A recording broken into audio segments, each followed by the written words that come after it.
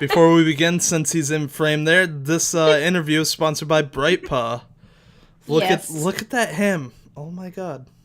Look at that little cutie. Such a good boy. So Yeah. why don't you tell us the story about Bright Paw first, since he's here, and obviously everyone's gonna be looking at him and not even focusing on what we're saying. So Bright Paw is my cat.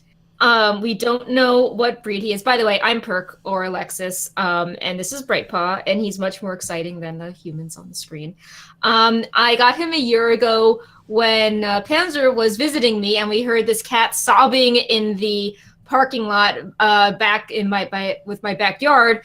And she's working at a vet, and she's like, "Oh, so that cat sounds really upset. You should go check him out and see what's up with the cat." And he just ran over to us. We said, "Hey, kitty, kitty." And he started headbutting us, and we fed him, and he got really upset when we didn't let him inside. So then we did let him inside for an hour, and then try to have him sleep outside, and he had none of that. He just was crying nonstop and pawing at the door.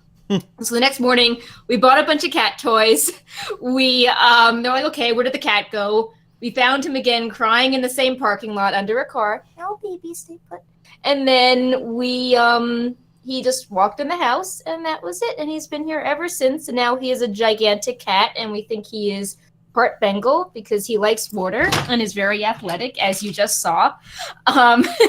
And he's a little ham and cutie and takes a lot of attention. So well, I'm sure he'll be making sporadic appearances throughout the show. I have some water up on the desk, and he is really interested in my glass of water. Also some Pop-Tarts. Maybe he'll eat those. There's a keyboard. It's nice and warm. Maybe he'll be on that as well. So, yeah. Before we go to the next question, I'm just gonna, I think, embed this on Wowhead's front page, just in case people actually... Do you want to wait for the YouTube copy? Yeah, but no, we can do the YouTube copy. I have, like, the news up is, like, Magyar Orc preview, so it might be kind of weird if we're like, "Hey, by the way, here's an interview." Yeah, I can put the YouTube copy up, no worries. I was gonna say, I can look like a Magyar Orc.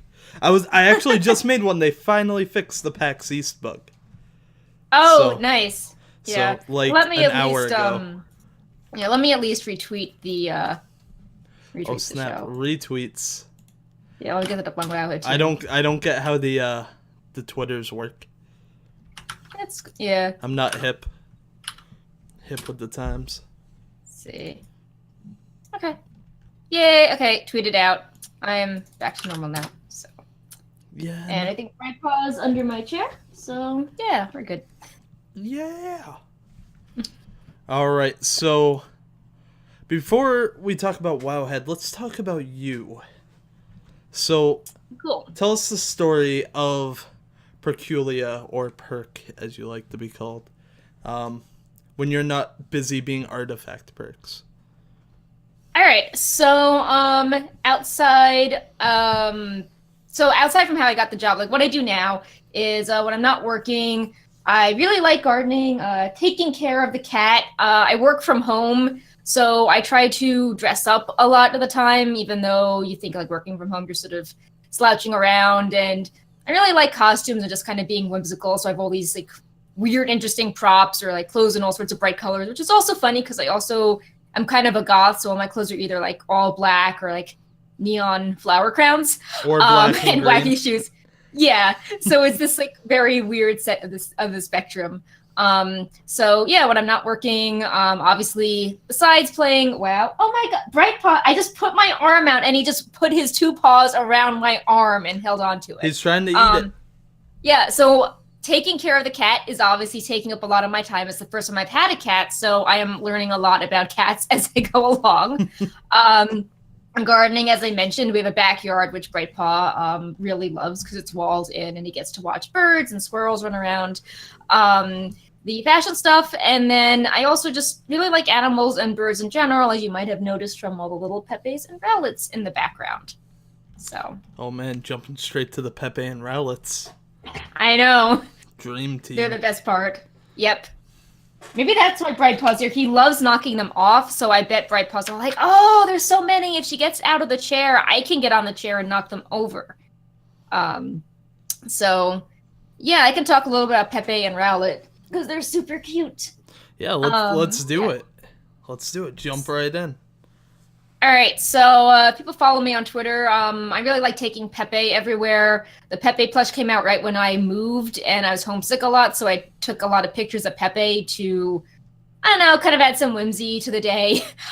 So I did a lot of Pepe pictures, and they kind of got a following, like, oh, like, where will she take Pepe now? And people started making hats for Pepe even before he had his own hats on the shop. They just made them for me for fun, and I started dressing him up for the holidays.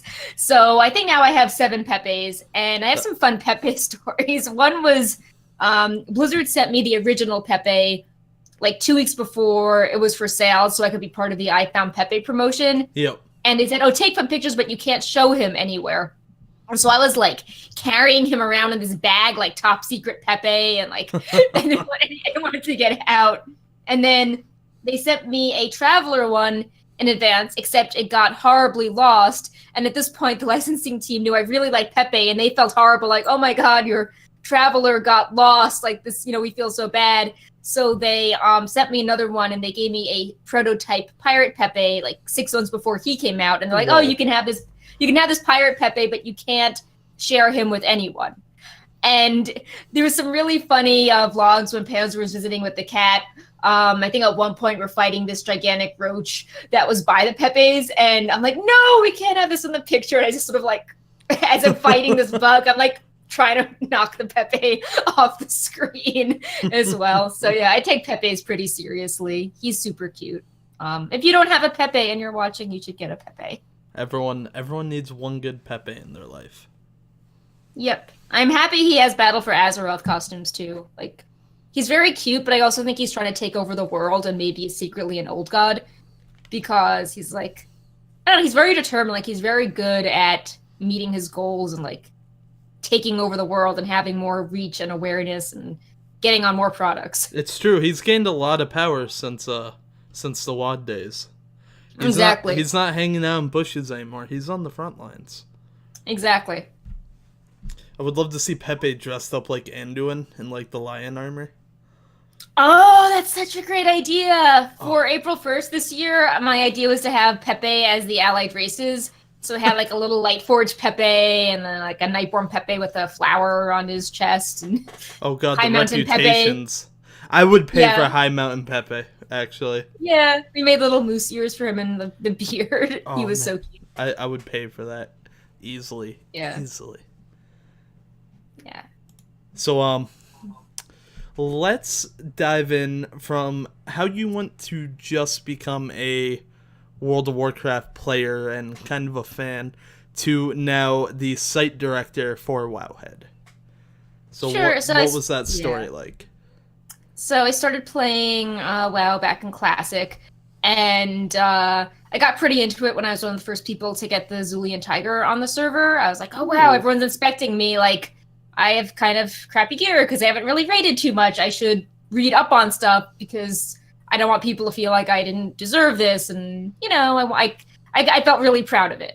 So I got really into trying to like optimize my character, and then did a lot more with raiding and became an officer at one point and got a lot of the Wrath raiding titles and like Realm First, Rogue, and Cataclysm. And at that point, I had some friends, and I liked explaining things to people a lot. Like, I was sort of documenting my grind towards the insane, and just, I just had a lot of fun sharing and teaching as I went along. And one of my friends recommended that I could go, volunteer for Wowhead. And it was around a time where I was sort of transitioning between a few different things with like work and school. And it seemed like a fun outlet to just keep sharing and creating content and reaching a ton of people for a topic I really cared about. So I started doing that, and I kept doing more and more things. Like, I put together a lot of the obscure transmog sets when the transmog database came out, and I started having more database suggestions and wanting to do more guides and help with like the front page redesign, and just kept like taking on more and more responsibilities as things came up with the site. And it's been quite a while since then. So I think I was doing it more full-time around Mop, and then like the more site director officially around Warlords. So that's been cool. Hello, Bright Paw. Oh, he's back. Yep, there's the tail. Yep, that's all you get to see, guys. Old God tail. Yep. He wants my pop tart. Oh. Sorry for the noise. That was me moving the keyboard so we didn't do something weird like... It's okay. I think we'll all take the... That'd be hilarious, actually. He's done that before. He's, like, turned off the smartphone and he's disconnected Skype. So oh, wow. Yep. Smart cat. So, I know. There's a picture I'm going to show you, and I want your thoughts on it. And I'm going to show it to the chat, too. Because I just got into the beta for Battle for Azeroth. And someone linked this item in chat. I actually already showed it to you. Okay, I didn't look at it super closely. So. Yeah, you should. Oh, Fungmorn. Fungmorn. Yes. Yep. So, yeah.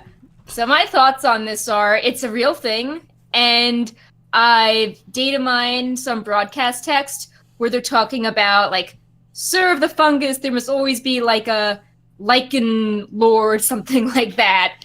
Like, you know, serve the fungus lord. And, you know, Fungmorn hungers. So it's definitely a thing, and it's probably a drop from some weird plant rare spawn somewhere. My guess would be Juice Drawer, because they've got the weirdest plant spawns there. See, I haven't gotten that far yet. I'm looking forward to it, though. But someone linked me that. I was like, did they just meme themselves? Is that what just happened? I think they've done a few of them. Like, I think that there's, like, a Dustmorn or something. Oh, look, there's Bright Paw. Oh. Look at him. Yeah, he's eating the arm. Yeah, he's eating the arm, like I told you yesterday. He's eating the arm. And if chat or viewers on YouTube can count how many times Bright Paw sporadically appears. Oh my god, he appears. just muted you. Oh my god, Bright Paw, that was not nice. It's okay. Okay, I can hear you again now. All right, it's okay if you muted me, because it's all on my end anyway, so everyone else he just turned off the sound, so good job, Cat. If people want to count how often Bright Paw shows up, you will win. Actually, I'll give everyone like a week, and they'll raffle the winners, and you will win. Exactly. An Alliance mug. Oh, if you can awesome. get the correct amount of times. Nice.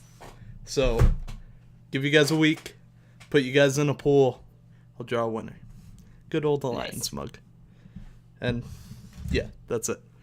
Oh, maybe a Brigida pin, too, for second place. Because I have like 8 of them. Anyway, sporadic little giveaway is always fun. Yeah. Good job, Bright Paw. Yeah, Bright Paw. See, sponsored. You get the good stuff. So, Wowhead's really known for the data mining side of things. So what's that process like when a new beta build comes in? How chaotic is it? What's the process like breaking it down to find the worthwhile stuff versus the stuff that's probably just bait or just subtle changes that no one's going to care about? How do you like prioritize? Right. So it's kind of like the big fire period of the week. We have a series of alerts that obnoxiously messages all of us whenever we can tell that the alpha or beta has updated. And basically all the devs get on Google Hangouts and they start running their tools to process the data. Usually Blizzard changes something on us, meaning that we have to reconfigure our tools to process things correctly. If that starts taking a while, the content team might start getting creative and be like, hey, are there blue posts we can do? Or are there like easy images we can post? Is the alpha up? Can we stream something? But if everything goes well, we like posting like, you know, the spells and then the models really quickly, like cat forms. Then we love doing the analysis to show the talents that have changes. Then we do the items. Normally at this point, the alpha's up, so we try to hop on and stream what we're actually data mining and talking about if there's a new zone or something like that. And then we try to break it down further in case there's like one really weird achievement, like when they added the Mythic Cahoon ones, like, oh, that gets a separate post.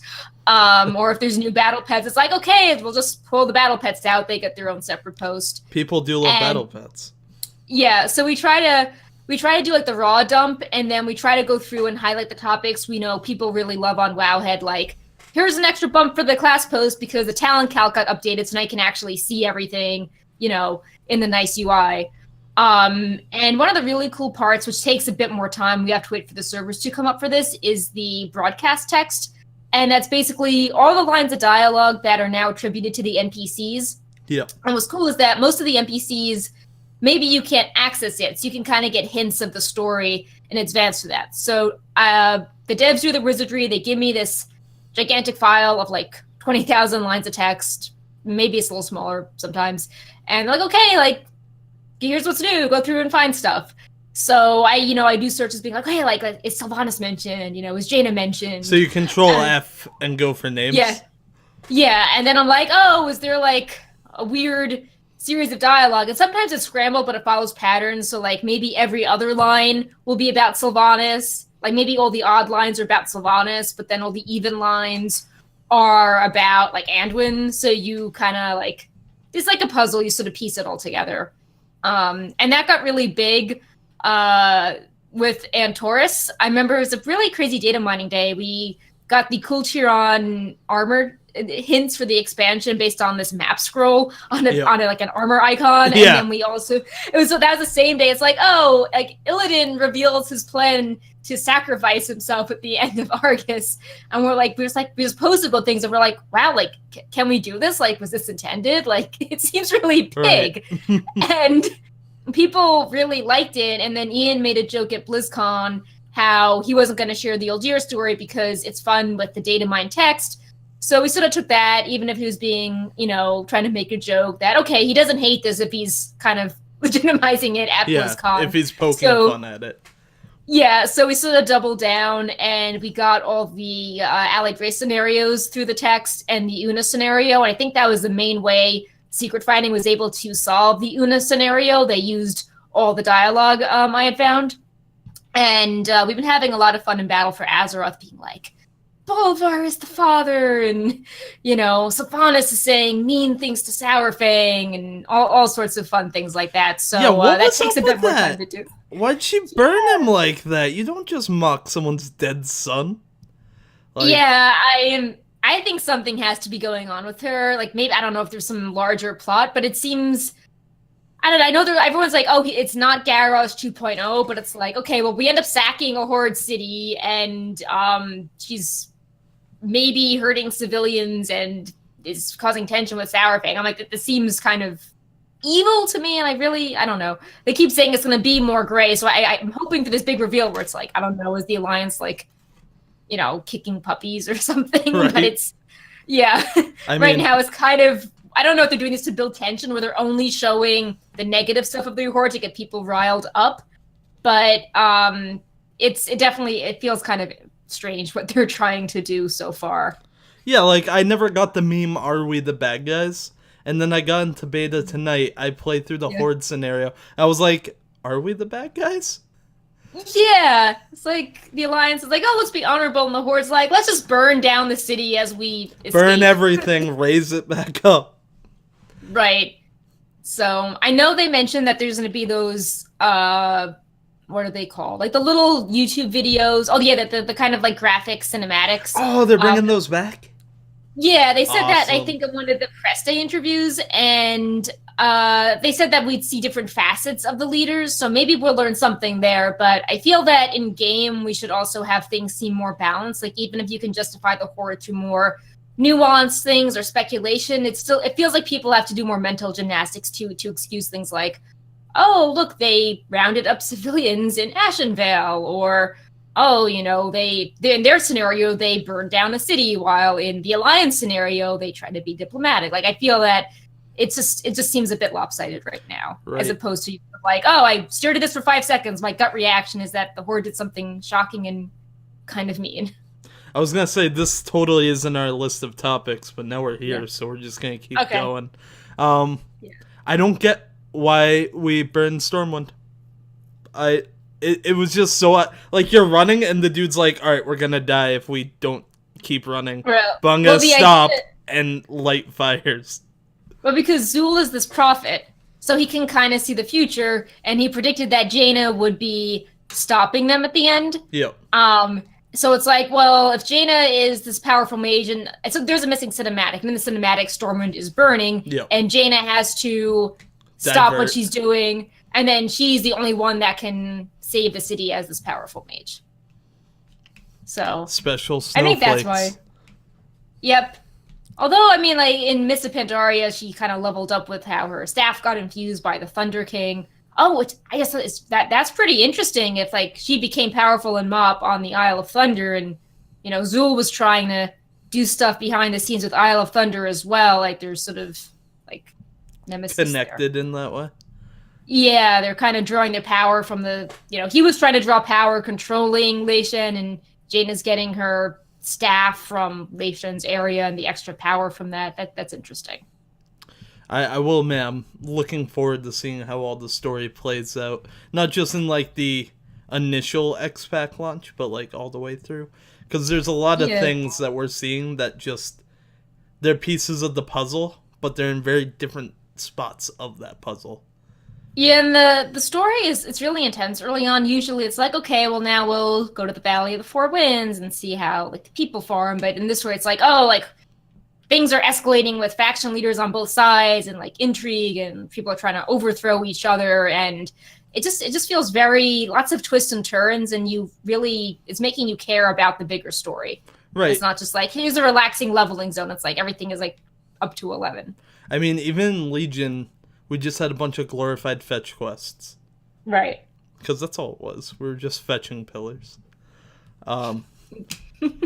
Anyway, so... yeah, the whole Broken Shore questing thing, that's just like, oh, we're going to go get a nether shard today, and then the next week we'll get an elite mob, and it's like, where's the hype getting up to opening the tomb? Like, this is a big lore reveal. Like, I should be doing stuff with the lore characters and having drama and not just collecting nether shards. And Battle for Azeroth, it's like, the very first quest, something horrible has happened. Oh my god, like, we have to react to it. It's very different. I will admit, it was a major step up from the Broken Shores scenario. I almost said cinematic. Something about it just flowed right, I feel. Yeah, agreed. There were extra parts in the Broken Shore one, but... right. Before we get too far off the beaten path. The more and more Discords I join, I keep getting updated by a Wowhead bot. Yes. A little Discord hook, I believe it's called. Yeah, so we have it. Yeah. Yeah, go ahead. Okay, so it's funny you're bringing this up because we're in the process of, so I'm getting ahead of myself. Wowhead runs a Discord news webhook where every time we publish or update the news, your channel that subscribes to the webhook gets a nice update with a little thumbnail image and a title and a description of what is in the news. And we try to keep it relatively spoiler-free, but you will get all the updates for beta. And we, Discord reaches a lot of the really hardcore, passionate players, and, Wowhead focuses on a lot of really in-depth topics between the data mining and just focusing on WoW that, general game outlets, would not get into as much detail. So it's a really great fit. We've seen lots of great traffic from it. And Discord approached us to make it last year when their webhook technology was pretty new. And like, oh yeah, just try it out. And it became super popular. And what I was saying, I was distracted at the start, was that there's so many people that have subscribed to it that the original webhook tech couldn't handle it. So it's kind of like imploding on itself. So over the past few weeks, we have been rewriting it so you will get the news even faster. Oh, wow. And the developer working on it was just like, hey, like, I just checked this with the most recent post, and it got sent to the 6,000 servers in 1 minute, and previously it would take 20 minutes. So, hey, I think that's an improvement. So that's really good news for a Friday night. So you'll get, no matter when you sign up for it, you will get your news hopefully within a minute after we post it now. So it's really good, especially, if you're in a class Discord. It's like, oh, like, did my class get a data mining update, or was there a hot fix for my class? And, we'll just put that article out right away, and then you'll get the updates. Did they revert the global cooldowns? Just kidding. Oh, that yeah. Let's It's really fun. It's kind of fun when we post something like that and it's like we can track who comes from Discord and it's like, oh, like that's a big Discord crowd coming for things like the global cooldown or like Mythic Plus news, any class data mining, all that's like, oh, like primarily Discord people are going. And it's kind of cool to be like, oh wow, so many people are getting their class news via that Discord webhook. So, do you think with the inclusion of communities in Battle for Azeroth that we're going to see a decrease in WoW-related Discord servers? I don't think we will because they do so many advanced things. Like there's webhooks? like webhooks or just stuff like it's like like type a command and a bot will tell you what's your best possible gear for your exact character, or like it will you can choose a role and then you can find a group with other players that are like NA Alliance that have a high Mythic Keystone level. Or, if you go into a class Discord and you type a bot command, it's like, hi, like, do you want, like, this part of the rotation guide? Like, we'll just message it to you. So I think for the advanced player, Discord will still be really big. But, obviously, if you just want to talk to some battle tag friends, with work or across games or whatever, then communities are fine for that. I think they have, like, a more social, casual angle to them. No. As Lore would say, sounds good, makes sense. Exactly. Someone was trying to egg me on earlier to say that when I was talking to Bay from Final Boss TV. And I was like, I'm not doing it. But now that guy's gone, sounds good, makes sense. For the Q&A this week, we did a bingo thing where we're like, what are things they're going to say? And one of the squares was sounds good, makes sense. I will admit that was the one cringy part of the Q&A was when they were memeing themselves. I know they always have to do that. Like, well, I was like, no, stop! You're ruining the joke. It's not funny if you accept it. Ian actually favorited the bingo tweet before the Q&A, and nice. we were playing along, and we had several like parts that were 4 out of 5.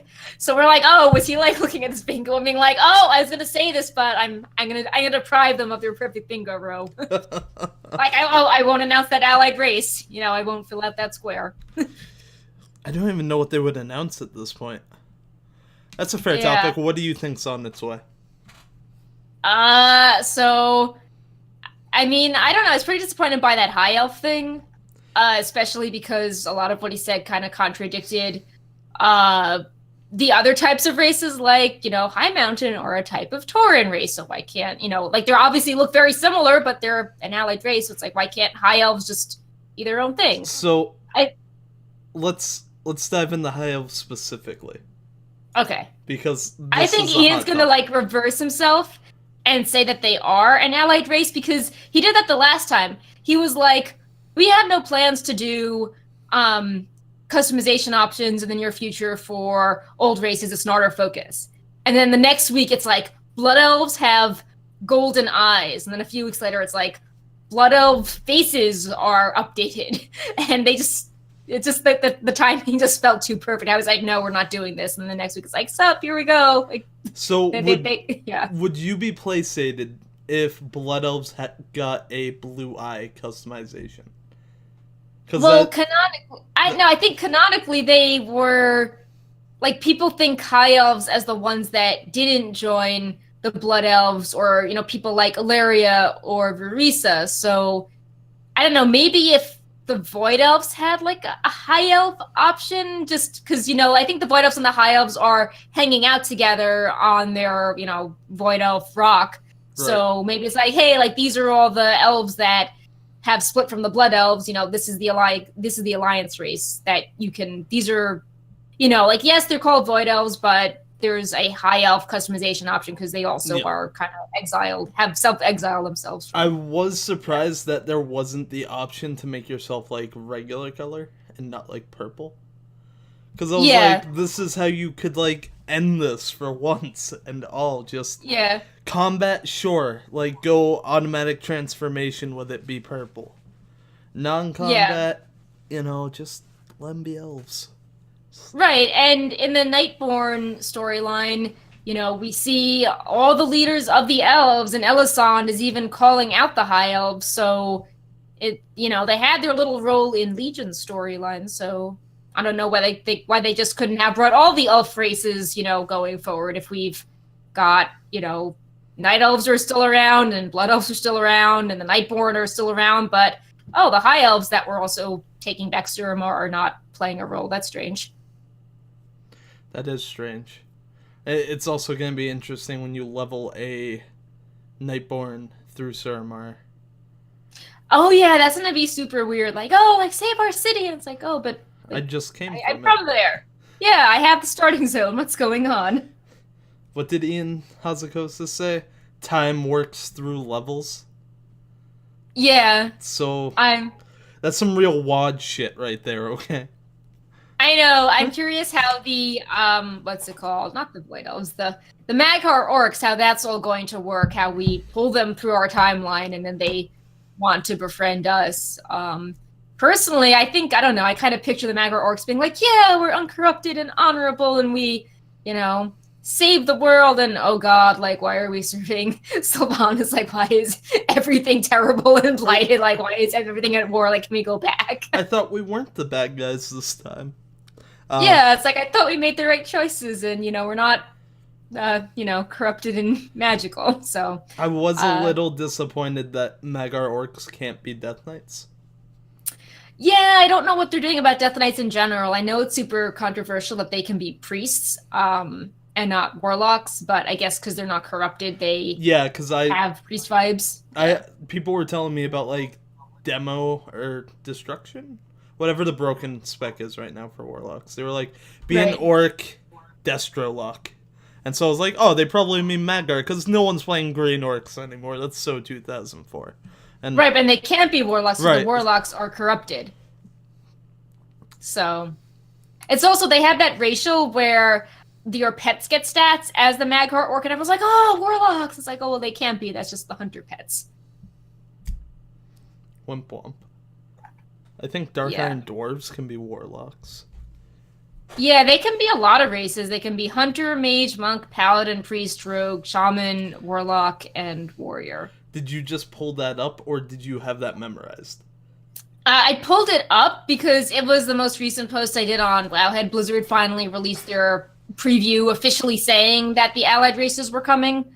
So I posted it. I was reading it over because we didn't really know what Mole Machine did, and they had a little flavor text description explaining that it just takes you to a random place. Oh, so that's stupid. Well, I think so. The orcs have 4 real racials, and then the Dark Irons also have 4 real racials, and then the fluffy mole machine. So I knew it was like a cosmetic perk. So I knew they weren't going to say, okay, well, like the orcs get 4, stat bonuses, and the dwarves get 5. But it is kind of funny. I thought it was going to take you to I guess it's like the Grim Guzzler toy. Yeah. Like, oh, look, there's a mole machine somewhere. You click on it when you least expect it, and now you're somewhere inconvenient. So it sort of replicates that vibe. That will be great for role players, though. I know a lot of people take advantage of that. Yeah. Speaking of which, let's talk Chronicles. Because I want your thoughts on this. All right. So the specific point of controversy is which faction got which kills for which raids. Yeah, I wasn't expecting that. I mean, it makes sense in retrospect when you think about it, I guess.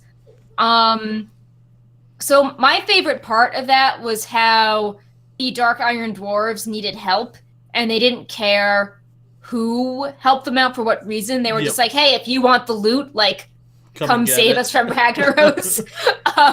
So I thought that was super funny. Yeah, no, that was clever. Sort of like, it's like, oh, this is why we just raid stuff for loot, and we don't know why we're doing it. Like, we step into the instance and we don't necessarily know the story, but we just, go there because we want the cool reward at the end. I thought it was interesting when both factions came together.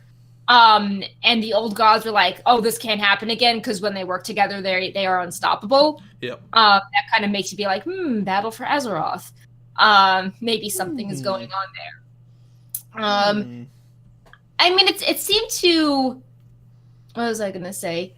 There were some interesting omissions there. Like, I know the Horde at first had like a lot of the early vanilla dungeons, but then the Alliance would have something huge like, oh, the Alliance, killed Cthulhu and Naxxramas. So you're like, oh, okay, I guess that balances out the Horde having, 10 dungeons they were victorious about.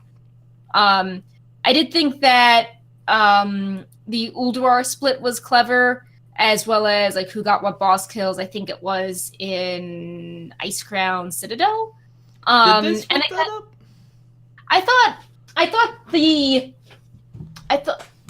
me grab the book. Oh, look at you with your hard copy. Let me know next time you guys do a giveaway. Yeah, actually, I read an article on this. I can just pull it up quickly. Let's see. Chronicles. I actually used Wowhead to find out the information of like who got credit, but I don't think it went into like the bosses specifically. They had strange omissions, like in Cataclysm. They I think they didn't do Firelands, and they didn't do. Oh, so yeah, they both but they both got Icecrown. But I thought it was interesting how they split up Halls of Stone and Halls of Lightning. I thought it was let's see. So yeah, they never said who got. They never said who got Blackwing Descent, but they did say who got Bastion of Twilight and Throne of the Four Winds, so that was kind of a weird omission. Yep. Do you think they just forgot about it, or do you think it was intentional? I think maybe they forgot about it, because they didn't. They made it a few other ones, as well. But I guess if it would be a sign, it makes sense if it would be the Horde, because the Horde also had Blackrock Spire and Blackwing Lair. Yep. And this is kind of like Blackwing Lair round 2. I thought what I thought was interesting was how Onyxia was like kind of, swapped around, because obviously we all did Onyxia in early WoW. Yeah. But in the books, it's like, oh well, Onyxia happened right before Wrath of the Lich King. Which that is weird. Yeah, and the lore with that is a little bit changed as well. I believe because obviously the attunement quest line in Classic WoW was different than the lore happening at the end of Burning Crusade. Right. So. Especially since she was in Stormwind to start off with. Yeah. So, but yeah, I thought overall it was. I guess it was nice to try to explain the faction divide and how we work together on the big fights, and kind of how we helped each other out on the smaller things. Like, okay, you'll take down my Theridin, you'll take down Serpent Shrine, then we come together in Black Temple. So I thought that was cool. And like I said before, the whole, reason justifying people that raid but don't understand the lore of the zone and how that's okay. Now, do you think that concept of you go take Magtheridon, we'll go take Serpent Shrine, meet up at Black Temple, feels a little bit like it defuses what's supposed to be the faction conflict? Well, I feel like that's going on the sides. And no, it's it bubbles up, I think, in Mist of Pandaria, and then, obviously in Battle for Azeroth. At the end of the book, they did say something like, it was working together just added a ton of strain and stress, and the old wounds, as soon as there was peace, they just bubbled up, and now the factions are turning on each other. So, it's always, I think we're having the same thing at the end of Legion, like we did something really heroic, and there's all this pent up anger and passive aggressiveness about working together when you don't want to. That is now coming to the surface. Shore. Yep, exactly. Still gotta make them pay. Yep. I play both factions, so I get really mad at both of them. Hello, Bright Paw. Oh, Bright Paw's back? Hello, you are back. Alright. Yep. This interview, once again, is sponsored by Bright Paw. Speaking of which, now we're going to take an opportunity to show off the snacks that we have. So, I'll let you go first, ladies first. Alright, mine aren't exciting. I have a mug of water that Bright Paw is very interested in. And I just have some Pop-Tarts, which he's also interested in because the bag is shiny. Ooh. And he can't he can't eat either of them. Way to He be has Bright his Paw. own cat food. Yes, Yeah. he does. So, Oh.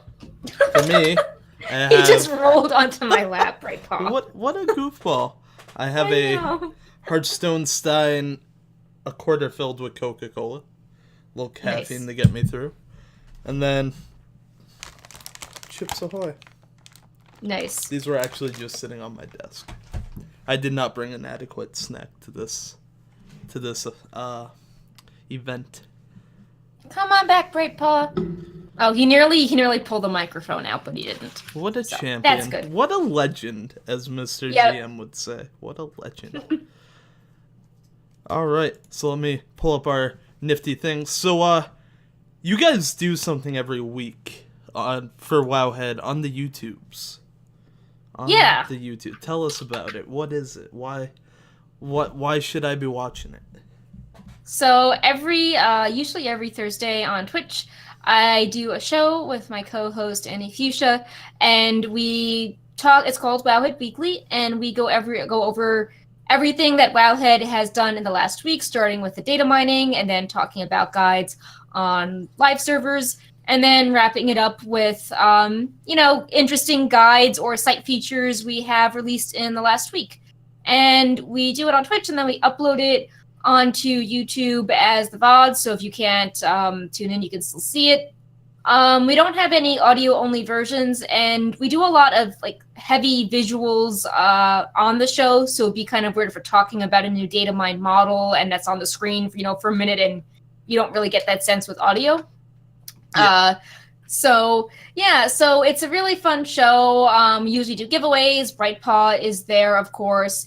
And it's just a nice way to keep the Wowhead community, in touch with what we're working on and answering any, questions related to data mining or anything else that we weren't able to previously during the week. And yeah, it's we've I think on number 159 or 8 something really advanced like that. So we've been doing it a while. I was gonna say it's something. I have it pulled up here somewhere because I was gonna play a little bit of it. But that requires me to know how to work OBS, which I'm still figuring out.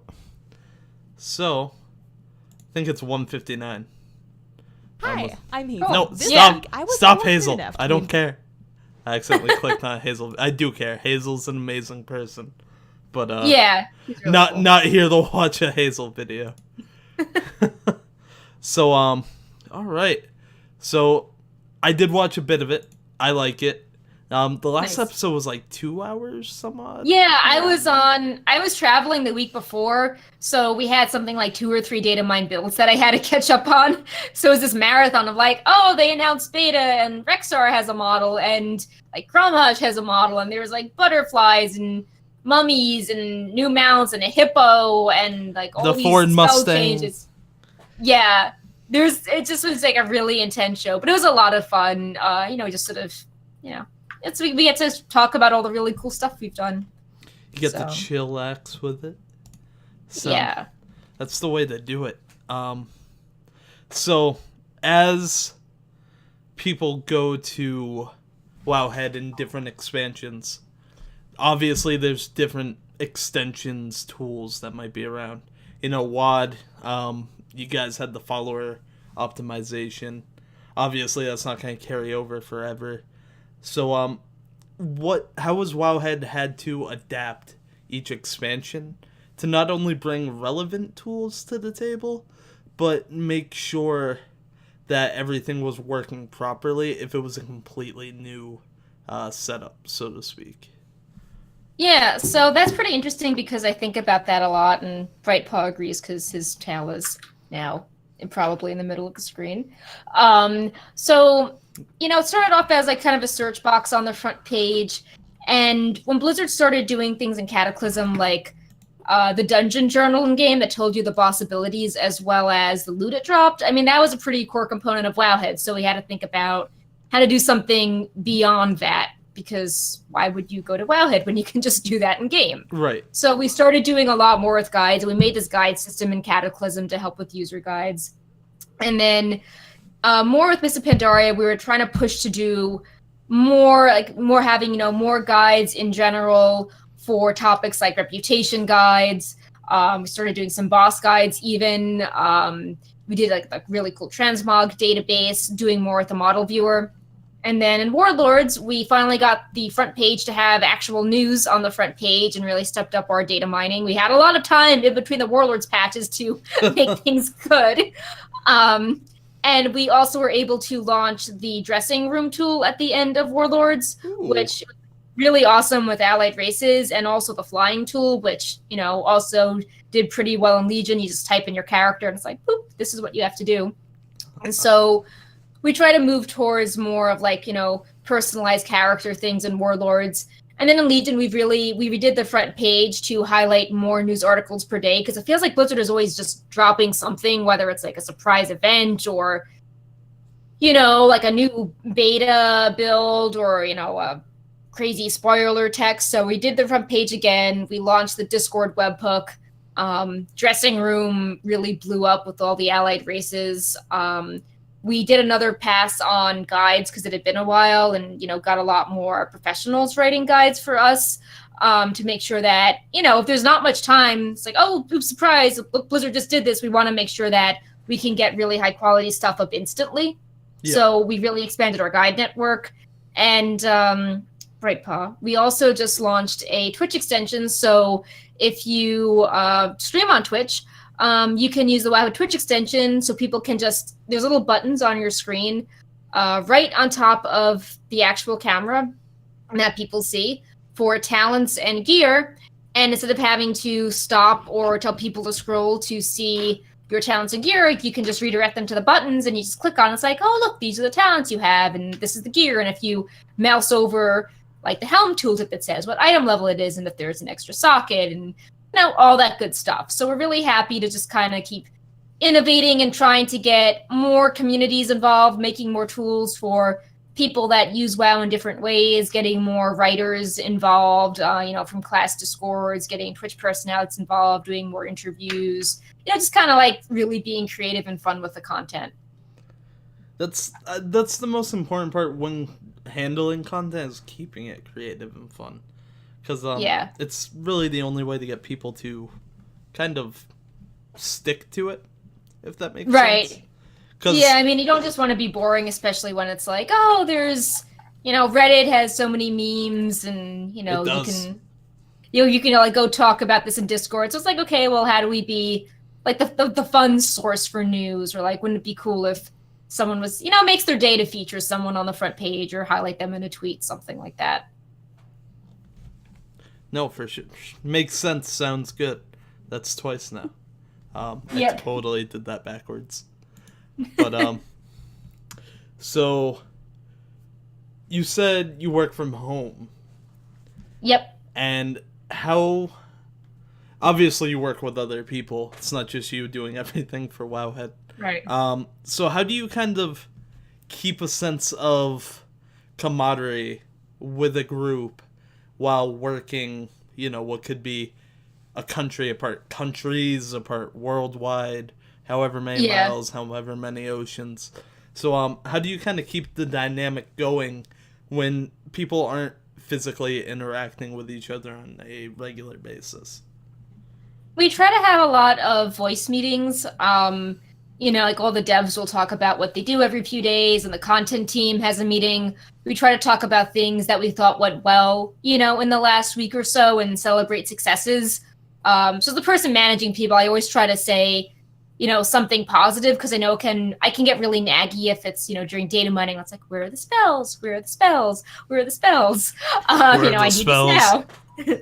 So I try to Hudson be like, oh, you know, like this is on Reddit. Great job, guys. Or, you know, it's like, hey, like we have some time. Like, do you guys want to build something that would help your character? We can add this little feature to the site. With the content team, it's like, oh, you know, what do you think was the most fun tweet? Or, oh, wow, you know, this meme is doing really well. So we try to keep ourselves motivated. And it was actually it was interesting because in March we had the entire company got together in person for the annual meetup. And during one of the presentations, a new build hit. And it was really weird doing it in person because we all just like went into a conference room and like whipped out our laptops at once. And we just kind of like shouted commands across the room, like when stuff was ready to post or when there was an issue. And it was really good communication. It was super fast. I think it was the day the Culture on Bear forums were found. Like, Ooh. everyone was having a blast. Like, if something went bad, we just like laughed it off. And after that, we're like, whoa, like every build, like we're all getting on a voice call together because that was so much less stressful. And we, had moments of levity, and we just, we're like, wow, like we learned something from that. That was awesome. That was unexpectedly really fun. It was like team building. Hey, everyone needs those team building exercises. Yep. No, that does sound really fun though. It's always good when you can work with some levity. Yeah. Like we're covering video games. Like we should, be able to laugh sometimes. It's a really cool thing to cover. Don't try to make yourself miserable over it. No, for sure. So, next up, totally have Google Docs freaking out. I've never seen it do this before. Oh no. It just went like super black screen. But everything that's else really is fine. weird. Yeah. So we're going to wing it. We're going to do some lightning round questions. Okay. So I'm going to give you 2 options. It's going to be like this or that. All right. Don't think about it. Just first thing that comes to mind. So we're going to start off super hard, okay? Okay. Pepe or Rowlet? Pepe. Ooh. Pepe was first. Sorry, Rowlet. I still love you. Pepe was the original orange burb. That's fair. And the OG friendship burb? Yeah, and his head turns. So. And he wears pirate hats. Anyway, favorite battle pet? The dark bubbling. It was the first one I spent a lot of money on that I got. I felt really excited about that, over 10 years ago. Oh, there you go. Favorite expansion? I would say Burning Crusade because I learned a lot during that expansion, and I joined the guild I had the best memories with, and Warglaves and the Cursed Vision, and just a really good Night Elf, Rogue, Demon Hunter expansion. So, yeah, I'd say that was my favorite expansion. All right. Let's kick it up a notch. Favorite fast food restaurant? I am not really a fast food person. Favorite restaurant? Okay. I like donut shops. There's some really good donut places in LA that have all sorts of weird toppings on them. And which one's your favorite? There is a Nutella stuffed donut with glaze on the outside and sea salt and some olive oil mixed in. Yeah, that'd be my favorite. I love Nutella things. Favorite vacation destination? So I live in LA now, and I'm always really homesick for New York. So it's weird because now New York is I guess it's my favorite vacation place. So whenever I have a break, I just go and hang out there. So favorite allied race? So for best and least favorite is Nightborn because my character is meant to be over 10,000 years old, and before Legion, I was I think wouldn't it be cool to do some Suramar, and I had this whole backstory, so I was super excited to help the Nightborn, but now they hate the Alliance, but I still think that they're really fascinating, and helping them and the quest line was really cool. It's just that it's bittersweet because I like them, but they don't like me. That's fair. It's actually all Tyronda's fault. Yeah, I guess that's true. Actually, there's a good question. Did they butcher Tyronda's character in game? I think she's definitely gone through a few versions, and in Chronicle, they sort of take away one of her defining moments too, like Illidan rescuing her when she swept into the water. That part is just gone. So it seems like they're not really sure what to do with her. She's either kind of snooty or all-knowing and amazing with nature, and then she kind of vanishes for periods at a time. So yeah, I think that they could be better writing her character. Hello, Bright Paw. Hello. Bright Paw's favorite snack? he really likes trying to eat my roast chicken, which I sometimes have for dinner. But he shouldn't eat that, but he always is trying to eat it. So Does he ever get some? snack. Does he ever get some of it? Sometimes. Good boy. He has eaten salad, roast chicken, and even one time some chocolate. No, it wasn't chocolate. He ate some sort of pie. He came back and there was little frosting on his whiskers. Ooh. And then he was not meant to have more of the pie, so he didn't again. Ah, sneaky salmon. Exactly. Favorite thing that you've discovered in data mine text while working for Wowhead that genuinely surprised you? So I think the favorite thing was the cool Tiras, armor tint. How we got those icons, and I was like, hey, these kind of have weird names. It sounds like leveling armor in an expansion. Oh, maybe this is. And then telling my coworker to pull it up in the model viewer. Then I was like, wait, can you rotate the guy and pull up his arm? I think there's a map there. And being like, oh, wow, like, is this where we're going in the expansion? And that was a really huge find. So that labels as your absolute favorite. Yeah, that felt really satisfying to do. There you go. So you were like the first one to figure it out then. Yeah. I mean, there's a lot of different things, but something like that takes a lot of like extrapolation and knowledge and just sort of like putting patterns together and then feeling confident enough to make a guess, being like, I think this is the expansion. And I guess, minor Bright Paw. Stop doing that, Bright Paw. I say close runner-ups, like it's always really, it's not as complex or you don't really feel like you've done something clever, but whenever there's a new Pepe, it's always really satisfying to post the new Pepe. That's because and you're just seeing obsessed. everyone be like, "Oh, well, no." Pepe is like one of the most. It's funny. You're like, "Oh, here's this really complex list of spells," and you're like, "Here's a Pepe," and I was like, oh, "Pepe!" Like, let's just smash that fave and retweet. We love Pepe. Everyone loves Pepe. Dude's a legend. I agree. Mac or PC? I've been on a Mac forever, but I want to get into streaming, plus a lot of the builds don't work on a Mac, so I'm looking into moving back to PC. Are you on a Mac or a PC right now? So Mac? I'm on a Mac, yeah. Ooh. Yeah. My face is on a Mac. That doesn't feel good. Although my last name is McAllister and people call me Mac, so take that. Newest Hearthstone expansion, good or bad? I think it's good from a lore perspective. I know that the Monster Hunt doesn't seem to be getting as much hype as Dungeon Run, but I kind of like the whole like Gilneas kind of gothy Victorian vibe. So I think it's cool, and I like when we're seeing some characters in new lights, like again Greymane's son. So I think it's cool. I think what they're doing with Hearthstone is really innovative.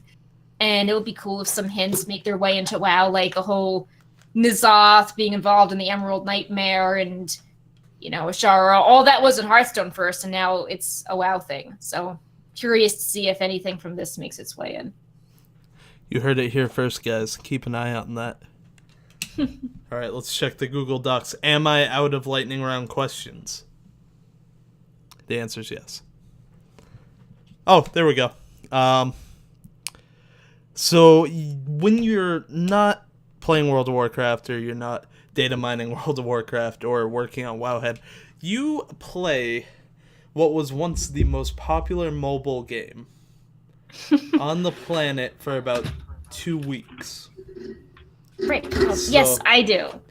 I like playing Pokemon Go. Is that how you caught Bright Paw? Is he really a Pokemon? I don't know. Are you a Pokemon, Bright Paw? He likes sleeping in backpacks and bags. Maybe he's like Rowlet. Oh, I know, but let's see. No, he's Nebby. He's Nebby. Yeah. No, Nebby doesn't want to go in the bag. I'm seeing that this will get Bright Paw to... Oh, he's trying to be good. He's like, no, I will not attack the Pepe. You can see Bright Paw's ear. That's super funny. His head is moving back and forth. But yeah, it's a good incentive to just go out and do some mild exercise and just sync up with people and remember to take breaks and have some fun. And pay attention to your surroundings more. Like I've learned a ton about monuments from all the Pokestops and be like, oh, I didn't realize there was a little plaque or a statue or a thing here. But yeah, I like collecting the Pokemon. Especially when I travel, because you don't really get certain types in California so much with the biomes. So I'm like, oh, if I travel, Central Park always has cool Pokemon. I wonder what they have this time. So it's fun to play. I can't wait when Rowlet becomes a Pokemon. I think that'll be a lot of fun because you can have the companion. So I could just be walking around with Rowlet on my head the whole time, and that'll be awesome. What generation are they up to now? They've done 3 rounds at this point, and they're trying to stagger the other rounds. So it's for Halloween we have the ghost ones, and then for Christmas 20 more were added. So they're trying to stagger it out more. I think that's a smart move. That way they don't outpace the DS games. Yeah. Plus now people I don't have my Generation 1. So I know in mid-April there was some holiday that had increased Generation 1s, I guess, for the newer players to have a higher chance of getting them. Yeah. So that was kind of cool. Of course, you have to save up all your Pokemon until there's a holiday that has the bonus XP, and then you use that with your lucky egg to, mass evolve everything at once. That's some advanced strats. Yeah, community days are interesting as well. I went to this park and it already had existing nests, so the nests didn't really transform into the things for community day. So I'm running around this park trying to get, was it Dratini, and just not getting any. And I need to find the right space to actually do the community days that are optimized for tons of Pokestops, but don't already have existing spawns, so I can get the special community spawns. So community days are basically just special, here's some cool stuff days? Oh, so they're one for 3 hours, once a month.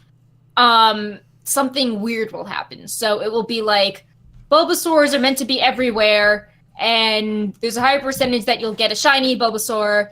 And if you evolve any Bulbasaur during the event, it will get a special move, but you must evolve it during the event. Yeah. So, of course, the goal is, get the special max level Bulbasaur with the move, but also, catch enough sparkly ones that you can get the sparklies in the different tiers. And there's always some other weird bonus for those 3 hours, eggs hatch 4 times as fast, or you get more Stardust per catch, stuff like that. So it's meant to really get people out for a certain period of time. Yeah. But if you go to the wrong place and you're wow, no one's really here, if you're traveling around, then that kind of defeats the purpose of, staying in one area. You don't really have time to be oh, this park was bad, I guess I'll try another park tomorrow. It's oh, well, I gotta make the best of it here. Yeah, wait till next month. Yeah, so, I always make sure to bring a backup laptop charger and phone charger, and just, it's really, it really drains your battery if you don't have an amazing phone. Oh, I remember that very well. Yeah. So speaking of things that happen for only a short amount of time, let's talk micro holidays. Okay, yeah, we got Volunteer Guard Day coming up pretty soon. Yeah, isn't that tomorrow? Yeah, that's already live on EU, and then I think it starts midnight on US, and you just sort of salute the guard, and then you get their costume, and then you can kill the enemies attacking the city and get little special titles. So yeah, that's all really cool. But it'd be even cooler if they were permanent rewards, as opposed to every time I do the news, it's why has nobody why should I be doing this? It's not permanent. And I think especially with Call of the Scarab, there's tons of potential there. It could be a special time walking AQ, or if you get commendations, you can buy fun toys and items that remind you of AQ back in the day, meme items, something named after the scepter, or, just funny things. So, but it's, I don't know, it's oh, well, here are some world quests, and I guess you can do AQ, but it would be so much cooler if they made it into a full-fledged holiday to celebrate AQ. Right. Like, it'd be cool if we could kind of once a year do the reopening of the gates. Oh, that would be cool. See if the servers could handle it now. Yeah. Because, I mean, yeah, that would be awesome. And like, then, oh, the Alliance and Horde have gotten enough, commendation tokens. Like, ta-da! It's open. make Everyone it like a experience week this. long. Maybe a little shorter. Maybe like 5 days. Do Yep. that. Offer a high-res version of that damn mount. Yep. Keep the old one low-res, though, so people can still brag. They'll be like, I Exactly. did this way back when. But, Yeah. no, I think that'd be a cool little nod. Yeah. So I'm a fan of making the micro holidays more meaningful and not like it's super weird how even with the mounts added this year, it's like, oh well, you can get this bug, but it will only last for the holiday duration. And people are like, why do I want this? It Right. should be perfect. Same thing with the baby moonkin thing. Because it Oh, would it's follow so you for a cute. couple days, but... Yeah, and After hatchling of the hippogriff. It's like, I want this permanently. I want Pepe on my head, and I want the moonkin following me, and I want the little hippogriff on my shoulder. At the same time. Exactly. I really gotta fix this mic. It looks like I'm yelling into, like, some void. That's alright, though.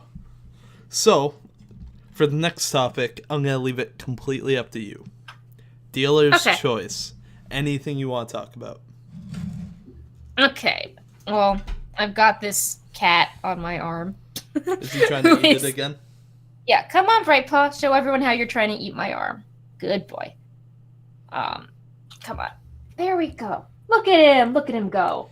It looks like a You Can Do It poster. I know. So, he wants to talk about that. So, well, I guess because he wants to be the center of the tension, I will tell people because I live near a pet shelter and Bright Paw is super cute. That if you springtime is the time of the year when most kittens are abandoned, and shelters and humane societies are flooded with abandoned kitties. So do not get a kitten as if you don't understand kittens, just don't get them as a cute thing because they are pets with real feelings, and think before you give them as a gift and the time commitment. And if you're looking to get a friendly pet, definitely check out your humane society. They have tons of, kittens coming in this time of the year in spring and summer. And I just came to mind because there's Kitten Week going on at my nearby humane society where you can get discounts on neuter and getting 2 kittens for the price of 1. That's a and a lot of kittens. cool things happening this week. Yeah, they helped me with Bright Paw because at first my landlord didn't want me to keep him because they're like, oh, you can only get him through a breeder or through the Humane Society. And I'm like, but if I turn him over, then I can't adopt him back. Right. It's a weird loophole. So they were super nice in helping me, give advice on how to placate the landlord. So, I feel like a lot more strongly about this now about taking care of just taking care of pets and animals well and supporting, the places that, offer homes and try to take care of these abandoned pets, especially at this time of year. They could really use your help, whether it's a monetary donation or if you know someone that, is in the right place to own a pet, have them check out the Humane Society. So that's my little plug for them. And it just came to mind because he was looking so cute just holding onto my arm. And it's sad thinking about how he was dehydrated and just crying under this car, and someone didn't want him, and now he's doing way better. Now he's a big cat. Yeah, now he's a peoples. big cat, and he gets to sleep on his nice soft bed, no parking lot, pavement for him. No motor oil, folks. It's a Yep. it's a fancy cat bed. Yeah, You he's too got- could yeah. have a fancy cat bed with a cat on top of it. Support Yep. your local humane society. exactly. So God, that would be my topic. I feel like Bob Barker now. Spay and neuter your pets. Yeah. Do that as well, because if you don't do that quickly, they will pee all over everything, and that's also not good. I just had to spay my cat, and Yep. it was the first time I ever owned a cat that had to be spayed. So that was interesting. Bright Paw is interesting because he needed more invasive surgery because reasons, and they put a cone on his head so he wouldn't, play with his stitches. And he's like, I hate the cone. And they warned me. He was very upset and stubborn. And he gave himself an ulcer, and it was very messy. This all happened the day Battle for Azeroth Alpha hit. And I took him back to the vet, and they're like, he doesn't want that cone on his head, and he's the most stubborn cat we've ever seen, so he is just not accepting the cone. Other cats are annoyed, but they eventually deal with it, but they're like, Bright Paw is just not having the cone, and that's why he's, just making a lot of unpleasant messes. And as soon as they took the cone off, he was fine. Like, perfect. Like, model cat behavior again. The model gentleman. Yeah, he didn't play with the stitches. He just, sat there and was like, look, I'm fine. If you just listen to me, and when you didn't, I just made a mess everywhere. But I'm fine now. He's like, you have listened to me. Therefore, exactly. I will grant you peace. Yeah, it's definitely like you tell him something, and he stares and he's like, I know what you're saying, but I processed it, but I disagree with you. So I will not follow your advice because it is incorrect. It's like a drive-by argument. Have you ever seen that skit on Family Guy? Yeah, so that's, Reginald, that is him. I disagree. Alright, so we're going to talk about 2 more Wowhead-related things. Alright. So the first one, probably the more technical of the 2, is user patterns. So that is basically people who Google something specific, i.e. Tuska Manoroth drop rate, versus the people who actually go to wowhead.com and browse general links. Right, so it's actually a lot more people just go to Wowhead directly, because I think sometimes people click on the news or they want to see what's going on today in Broken Isles, and they're like, oh yeah, while I'm here, I might as well hit up, some other things. But, obviously Google is important as well, so we try to have a balance of, making sure we appease the Google gods and make sure that, stuff is coded nicely to help with, the search rankings, putting things in ways that Google can read and be like, oh, I believe Wowhead covers World of Warcraft. So we try to, do a good job with that to keep Wowhead relatively high. And then for people on the site, because there are so many people, we've actually tried to improve our search box results over the years. So maybe 6 months ago, we realized that if you looked up a topic like artifact challenge, it wouldn't really take you to. It was dumb. It would be like, oh, I don't know you want closing the eye. I just look for things that are called artifact challenge. But we taught the search box to realize that if you type in popular phrases that, hey, you might actually mean this specific related item or this battle pet or whatnot. So we sort of gave our search box a really big boost this past year, and I think that's been good for a lot of interesting guide topics and concepts. So you made the search bar a little smarter? Yeah. So, if you typed in something like, what's a good example? If you typed in something like, it would be like, hey, did you mean artifact guides? If you typed in, TOS guide, it would be like, hey, you must have meant Tomb of Sargeras, raid guides. And we've noticed increased traffic to those sections, so it seems to be working. So if I type in, are we the bad guys, does the Battle for Lordaeron Horde side walkthrough come up? No, but I could add that. That would be interesting. I just gave you a free meme idea. Feel free to run with it. Exactly. Yeah, I will do that. Are we the bad guys? I'm gonna check on that. Yeah, be like, hey guys, are we the bad guys? All right, I lied. There's 2 more. There were 3 apparently. I'm just blind. Let's go with the guide systems. So, cool. Who do you guys have writing your guides? How do you get guide writers? What are guides all about? Give me the whole spiel, if you will. Cool. So, Bright Paw likes guides. Look at him. Yeah, he's all like, oh, is he gonna knock some stuff over? Yeah, he's gonna knock some stuff over. Okay, so we'll talk about the guides after he knocks some stuff over, because You're not paying attention to me anyway. Take that. What a champ. What a legend. I can't believe we're getting this on camera. No, Bright Paw, that was actually delicate. Don't do that. Oh. Oh my god, oh, he's gonna do it! He's gonna do it! Oh my god, he's doing it! Oh my god. I thought he was gonna go just jump up there. Oh. I thought he was gonna go do that. But no, he went for the Frostwolf puppy. I have to mark this 18 plus now, because that was a massacre. So, oh man. The guide system on Wowhead. So as I mentioned before, we started it during Cataclysm, and it's gone through a lot of revisions. For our guide system, we really try to have people that are passionate about what they're writing about, contribute to Wowhead, whether you are the moderator of a Discord or you're, professional player specializing in a few classes for Mythic Plus, or a PvPer, or someone that, is really great at solving secrets. Like, we want you writing for us. So we have a huge network of writers as well as news writers.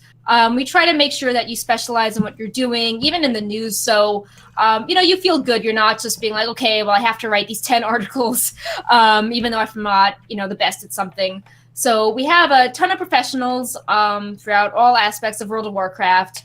And we have a pretty rigorous schedule of when everything needs to be updated, at the start of a patch or like after a hotfix. And we cover everything from class guides, ranging from easy mode to Netherlight Crucible to like super detailed Mythic Plus and PvP to raids by Fat Boss TV. We got Mythic Plus root guides. We've got artifact guides for every challenge. One of the writers on Wowhead did all 36 challenges and then keeps updating them based on, the new things he finds. A madman did that. Yeah. Not a human, a madman. We have people from the secret finding and achievement discords. We have a lot of class discord moderators, or people that specialize in some classes and give advice on Twitch. We really try to involve the whole community in our guides, and we've been really expanding it. In early 2018, we added the Mythic Plus and PvP sections, which Method helped us with, which got a lot of the MDI teams contributed guides for us, and a lot of the arena teams of 2018 also contributed guides. So that it's just really cool seeing the community coming together, and we're hoping to just continue with that momentum in Battle for Azeroth. As to who gets the guides, my awesome coworker Katsuki, she does a really great job of being like, hey, I think this person has potential, they're really awesome. And we see their writing samples, if they're passionate about stuff, what their following is. And then I set up the paperwork, and we help them with all the formatting, but we just want them to write, stuff they feel is useful advice, and we can help give it a home and help promote it. So, it's a really big joint effort on everyone's part. This is a job fair now, by the way, guys. So, yeah, if you would like to write something, I'm always open for pitches. Boom. You can trust her. She's wearing the Legion hoodie, the Legendary tattoos. We even have a Pepe guide on the site. So that's gonna go in the comments down below. Yeah, if I don't forget. We don't have a Bright Paw guide yet. Oh, where is he? Can we get a Bright Paw guide? I can't put my foot down because he's sitting where my foot would be, and he's chewing on the Frostwolf pup's tail. So that poor Frostwolf pup. I know, he always goes after that one. I've had him carry him from the office onto the bed. Would you say it's a cat eat pup world?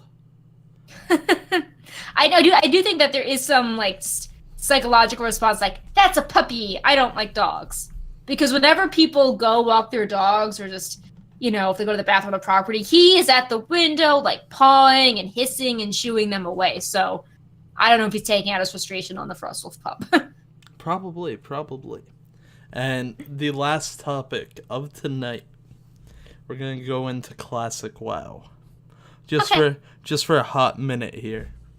All right. Apparently it's a thing. I haven't heard anything about it for a while, but apparently it's a thing.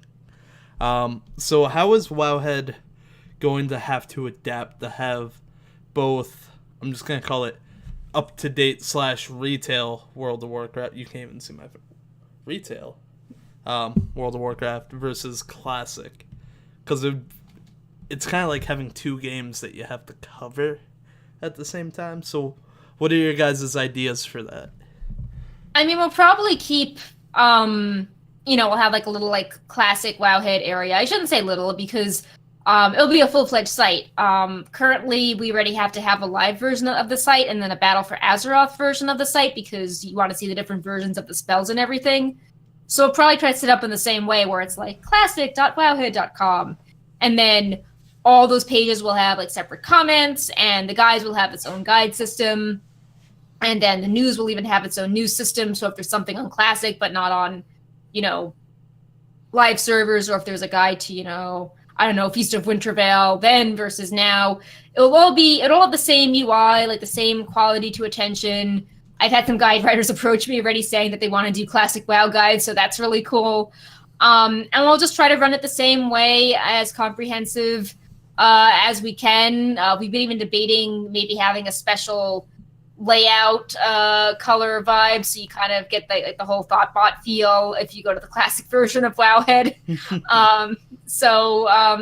Yeah, we are really excited for it, and I'm also excited for it as a player because I started playing in Classic and I was super upset when Cataclysm was coming because I'm like, oh, the world looks so not just different, but I liked how you could get lost or like fall to your death or run into a tree. Yeah. And it felt very immersive. Like you weren't a hero. You could just sort of wander through and, you'd find a quest giver and, like you sort of felt lost in the sense of wonderment. And I took a ton of pictures right before Cataclysm hit to preserve the old world. And I leveled a bunch of alts so they could collect all the patterns that were going away when Cataclysm hit.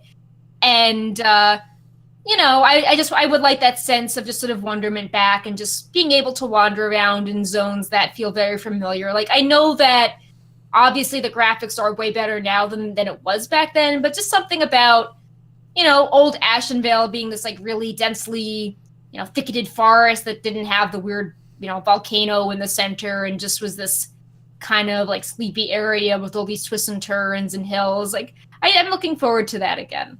I'm personally looking forward to Thousand Needles, OG style. Yep. For those of you I who just don't like the vibe know. of it is. Sorry, go ahead. Oh no, go ahead.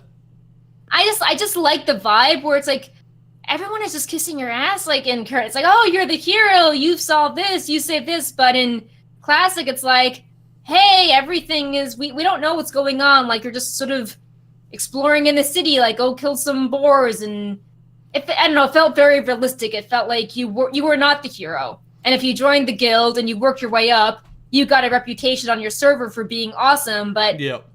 it felt very good to progress. While now it's like, oh, level 1, like, oh, you saved this and that. And it's like, no, I much prefer that. Like, I don't know what's going on all the time. And if I work really hard and get the right gear, then and I'm a good person, like then people know who I am. Like it felt like that was just sort of. That wasn't the narrative of WoW, but it was kind of like a cool narrative for your character. Right, because like you said, now it's by the time you hit the level cap, we're gonna stick to 110, not 120. You've saved the world like more than a handful of times. Like you're gonna need 2 hands to count it. I would much rather have it be, all right, you start off, no big problem. Just go get me like 7 bear asses. Right. Because that's what it should be. You're a nobody. So what would you say your favorite part of Classic was? Was it that progression from? Yeah, I mean, I think it was that. It was the really close-knit server community, and I think like the best memory I had was. Leveling up, not really knowing what I was doing, trying to get into a dungeon and raid group, learning a bit more what I was doing, but still not being great, and then getting that Zulian Tiger and being like, wow, I have this, I wish I could raid. Oh, I'm not really ready to be, server first, but like I can get the right gear set if I ignore the epics, but, get this clown suit from Crafted Armor and like this one, item from Dire Mall and, this set of sword that has interesting, proc on it, and just like really trying to work hard to invest and improve my character, and then trying to like care about my reputation and being nice to everyone with the mount, and always taking on the utility roles to show I had value even if I didn't have the best gear. Like it just was that, I don't know, like really cool, like kind of like you're making yourself and you're really shaping your character. And also I kind of miss the clown suits too. There's something cool being like, well, if you get these weird blue items, they're actually more powerful than the epic items, but no one wants them because they're blue and they don't cost DKP. And so I always had fun collecting the items that were not cool but actually did good DPS. Right? No, I'm excited because me, like most other people, I didn't play during Classic. I think I was 11 when Classic came out. So it'll definitely be exciting to go down and face the rude awakening that is all the hardships you'll face in Classic. Mm-hmm. Yeah. We walked, was it upwards both ways in the snow, in uphill. Classic. So, yeah, uphill, yeah. Uphill both ways in the snow. Yep. Without shoes. Yep. But, we're rounding up at about 90 minutes, so I'm going to close it off here. Thank you very much for joining me. It's been a blast. Awesome. Bright Paw, do you want to come up again? Come on, Bright Paw. Come on. Come on. Come on. Up you go. Come on, baby. Oh, see, I don't know if he's going to come up, but he moved out underneath the chair, and he is staring at me, but... Oh, well, can't get him to make an appearance if he doesn't want to. He does stuff on his own terms. That's true. Most cats do. Yep. So, remember there he goes! Oh, there we go. We have a cat. Come on. Sporadic Bright Paw appears. Look, it's a cat. This video was sponsored by Bright Paw, remember? Me and him had a very nice chat. And, yeah, guys, this has been an interview with Perculia. I pronounced that right? Yeah. Yep, most people call me Perk, but Perculia it's cool too. Oh, for the sign-offs, I always feel the need to be a little formal. Okay, that's fine. Make sure, if you don't already, for some weird reason, use wowhead.com for all your WoW needs. That's going to do it for us today, guys. Have a wonderful night. Yeah, thanks for having me on. Anytime.